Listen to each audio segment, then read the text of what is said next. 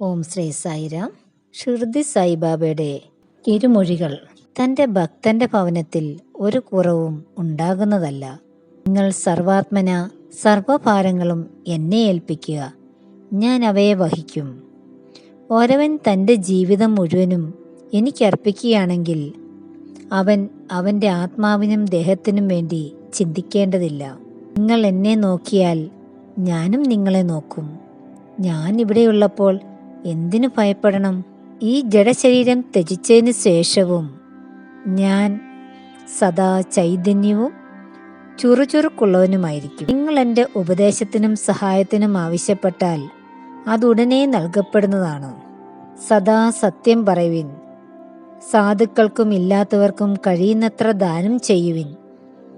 എപ്പോഴും കഠിനമായി അധ്വാനിക്കുവിൻ.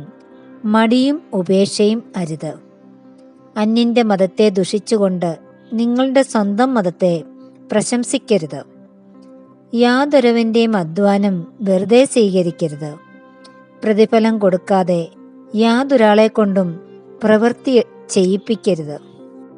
എന്നെ വിളിക്കുന്നത് അധരങ്ങൾ കൊണ്ട് മാത്രമായാൽ പോരാ, ഹൃദയം കൊണ്ടായിരിക്കണം. ഞാൻ കൊടുക്കുവാൻ ഇച്ഛിക്കുന്നത് ജനങ്ങൾ ഇഷ്ടപ്പെടാൻ തുടങ്ങുമെന്ന് പ്രത്യാശിച്ചുകൊണ്ടാണ് ഞാൻ അവർക്ക് അവർ ആവശ്യപ്പെടുന്നത് കൊടുക്കുന്നത്. അതായത് ജ്ഞാനവും മോക്ഷവും. ദാഹിക്കുന്നവന് വെള്ളവും വിശക്കുന്നവന് ഭക്ഷണവും കൊടുക്കുന്നവരെ ഈശ്വരൻ ഇഷ്ടപ്പെടും. പരദൂഷണം മഹാദോഷം.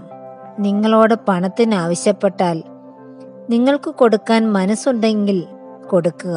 നിങ്ങൾക്ക് കൊടുക്കാൻ മനസ്സില്ലെങ്കിൽ കൊടുക്കണ്ട. പക്ഷെ നായെപ്പോലെ അവൻ്റെ നേരെ കുരയ്ക്കരുത്.